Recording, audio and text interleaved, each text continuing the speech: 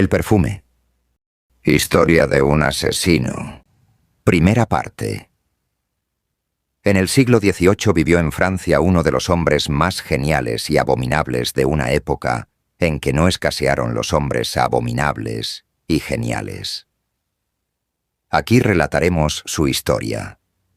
Se llamaba Jean-Baptiste Grenouille, y si su nombre, a diferencia del de otros monstruos geniales como de Sade, Saint-Just, Fouché-Napoléon, etc., ha caído en el olvido, no se debe en modo alguno a que Grenouille fuera a la zaga de estos hombres célebres y tenebrosos en altanería, desprecio por sus semejantes, inmoralidad, en una palabra, impiedad, sino a que su genio y su única ambición se limitaban a un terreno que no deja huellas en la historia, al efímero mundo de los olores. En la época que nos ocupa reinaba en las ciudades un hedor apenas concebible para el hombre moderno.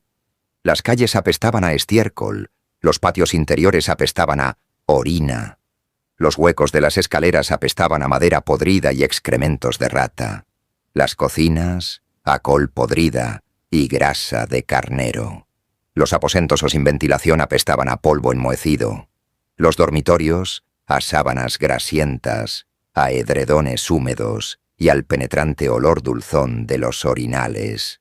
Las chimeneas apestaban a azufre, las curtidurías a lejías cáusticas, los mataderos a sangre coagulada. Hombres y mujeres apestaban a sudor y a ropa sucia. En sus bocas apestaban los dientes infectados, los alientos olían a cebolla y los cuerpos, cuando ya no eran jóvenes, a queso rancio, a leche agria y a tumores malignos. Apestaban los ríos, apestaban las plazas, apestaban las iglesias, y el hedor se respiraba por igual bajo los puentes y en los palacios. El campesino apestaba como el clérigo, el oficial de artesano, como la esposa del maestro.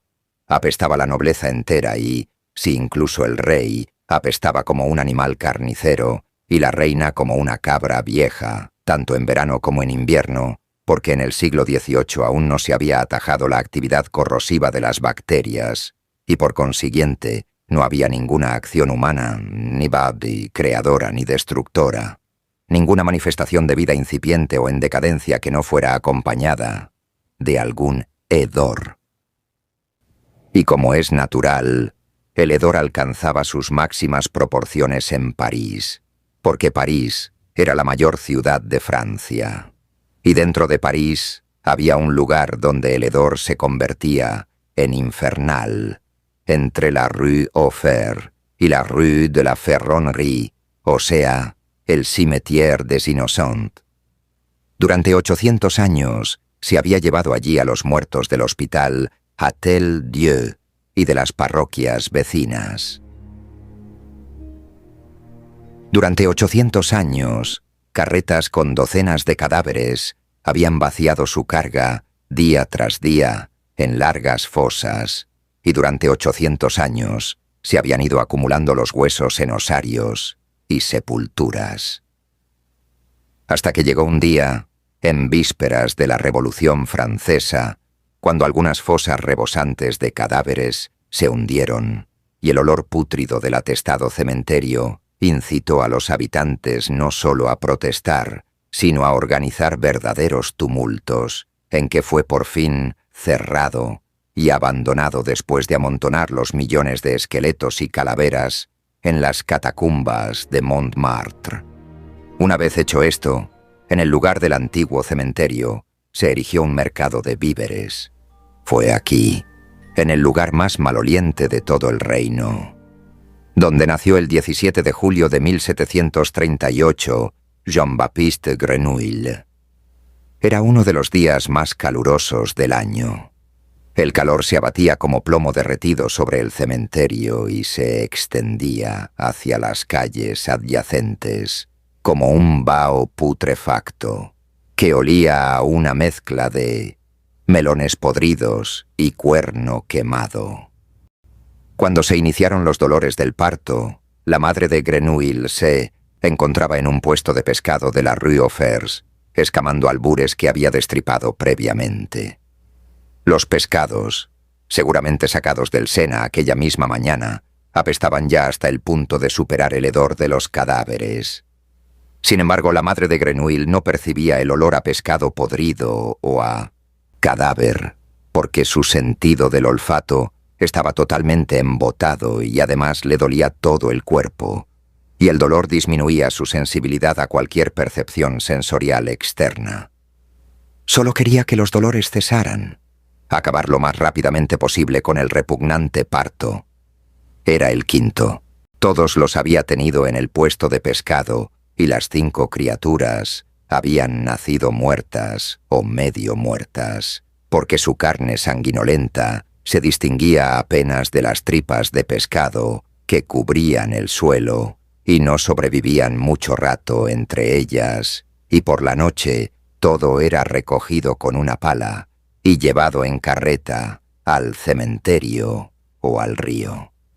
Lo mismo ocurriría hoy, y la madre de Grenouille, que aún era una mujer joven, de unos 25 años, muy bonita, y que todavía conservaba casi todos los dientes y algo de cabello en la cabeza, y aparte de la gota y la sífilis y una tisis incipiente, no padecía ninguna enfermedad grave, que aún esperaba vivir mucho tiempo, quizá 5 o 10 años más, y tal vez incluso casarse y tener hijos de verdad, como la esposa respetable de un artesano viudo. Por ejemplo, la madre de Grenouille deseaba que todo pasara cuanto antes.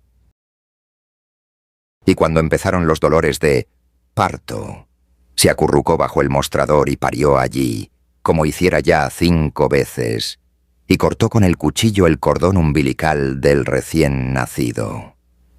En aquel momento, sin embargo, a causa del calor y el hedor, que ella no percibía como tales, sino como algo insoportable y enervante, como un campo de lirios o un reducido aposento demasiado lleno de narcisos, cayó desvanecida debajo de la mesa y fue rodando hasta el centro del arroyo, donde quedó inmóvil, con el cuchillo en la mano. Gritos, corridas, la multitud se agolpa a su alrededor, avisan a la policía. La mujer sigue en el suelo con el cuchillo en la mano. Poco a poco, recobra el conocimiento. ¿Qué le ha sucedido? Nada. ¿Qué hace con el cuchillo? Nada. ¿De dónde procede la sangre de sus refajos? De los pescados. Se levanta, tira el cuchillo y se aleja para lavarse. Entonces, de modo inesperado, la criatura que yace bajo la mesa empieza a gritar. Todos se vuelven, descubren al recién nacido entre un enjambre de moscas, tripas y cabezas de pescado, y lo levantan. Las autoridades lo entregan a una nodriza de oficio y apresan a la madre. Y como ésta confiesa sin ambajes que lo habría dejado morir, como por otra parte ya hiciera con otros 4, la procesan, la condenan por infanticidio múltiple y 2 semanas más tarde la decapitan en la Place de Grève. En aquellos momentos, el niño ya había cambiado 3 veces de nodriza. Ninguna quería conservarlo más de 2 días, según decían, era demasiado voraz. Mamaba por 2, robando así la leche a otros lactantes y el sustento a las nodrizas, ya que alimentar a un lactante único no era rentable.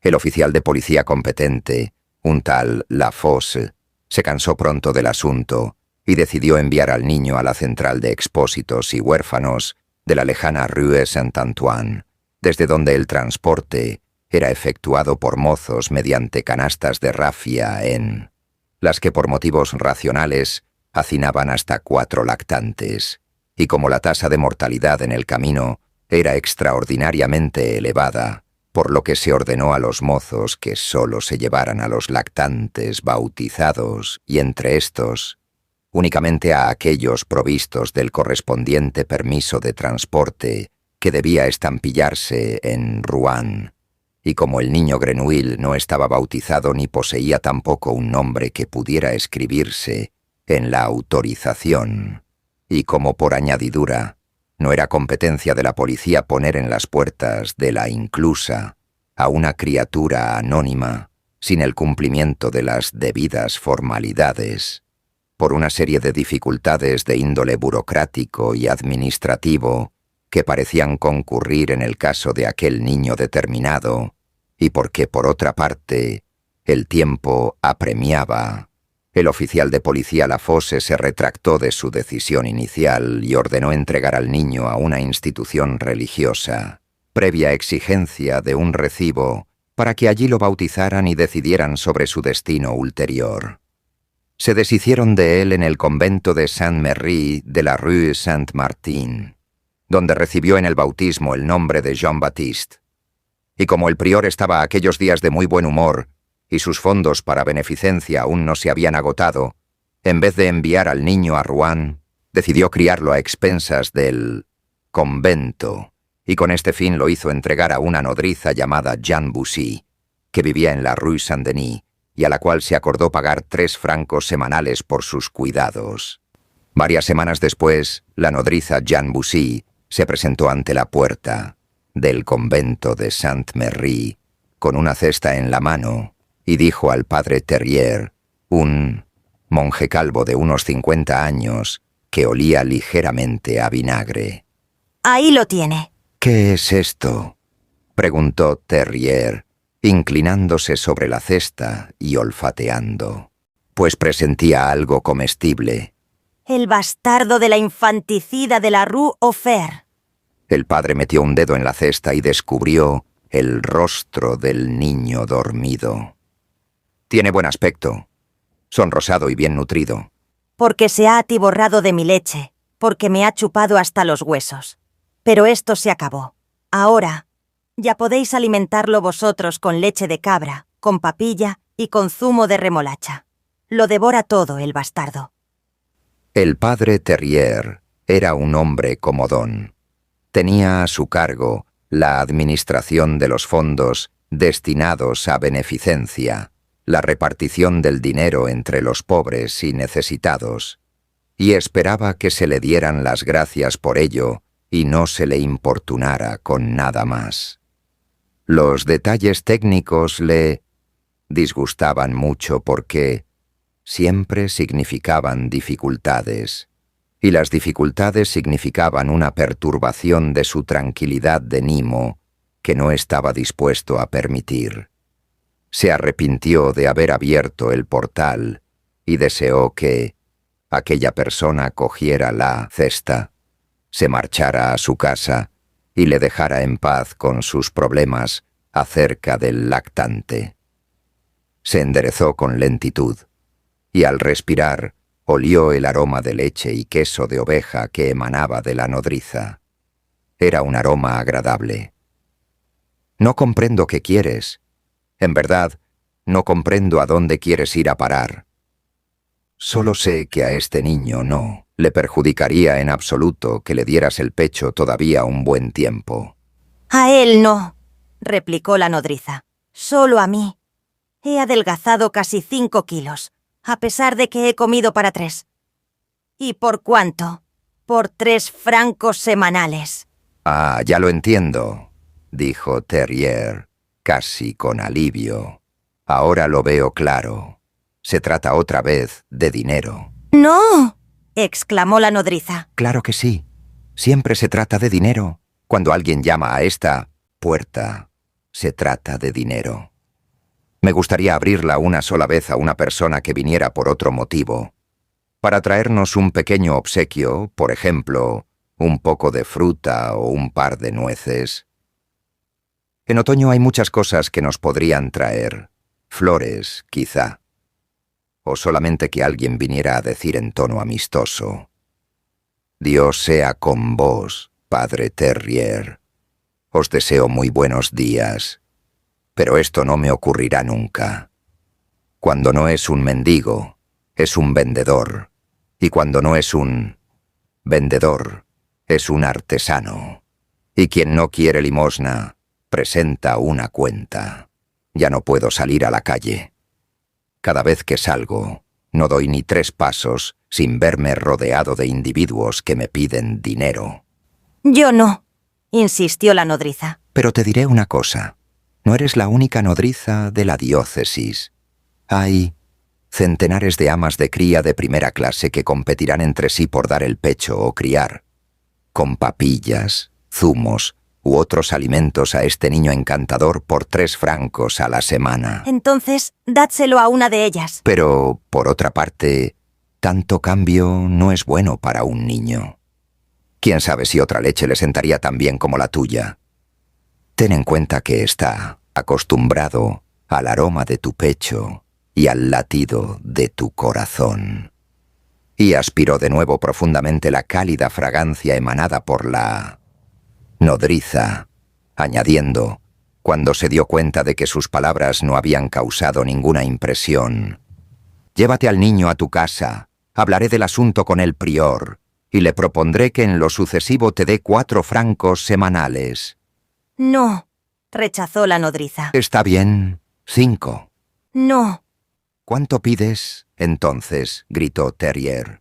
5 francos son un montón de dinero por el insignificante trabajo de alimentar a un niño pequeño. No pido dinero, respondió la nodriza. Solo quiero sacar de mi casa a este bastardo. «Pero, ¿por qué, buena mujer?», preguntó Terrier, volviendo a meter el dedo en la cesta. «Es un niño precioso, tiene buen color, no grita, duerme bien y está bautizado». Está poseído por el demonio. Terrier sacó la mano de la cesta a toda prisa.